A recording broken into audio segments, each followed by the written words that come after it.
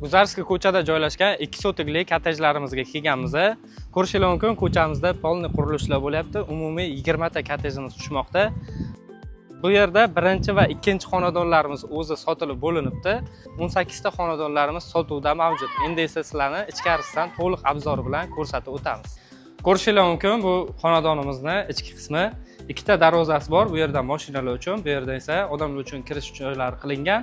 Tashqarida tashqi sanuzellari joylashgan. Ko'rishingiz mumkin, darvozaxonamizga 2 ta mashina ketadi. Bu yerdan podvalga ham tushadigan joylari bor.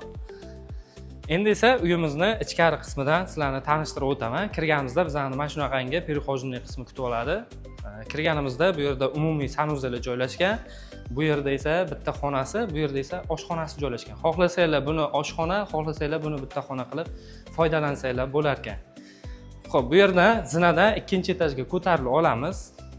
Ikkinchi etajga ham ko'tarilib oldik. Ko'rib turganingizdek, ikkinchi etajimiz ham mana bunaqa holatda bo'ladi. Polni remont qilingan holatda topshiriladi. Ko'rishingiz mumkin, to'g'rida chiqqanimizda birinchi xonamiz joylashgan. Bu yerda esa umumiy sanuzelimiz.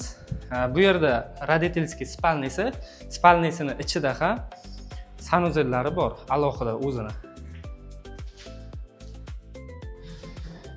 Remontlari hali chala holatda. Bu yerda esa 3-xonamiz joylashgan. 3-xonamizda ham ko'rishingiz mumkin, derazalari bor. Bu yerda esa 4-xonamiz joylashgan. Ikkinchi etajimizda o'zini mana shunaqangi balkon qismiga ham ega. Mana ko'rishingiz mumkin.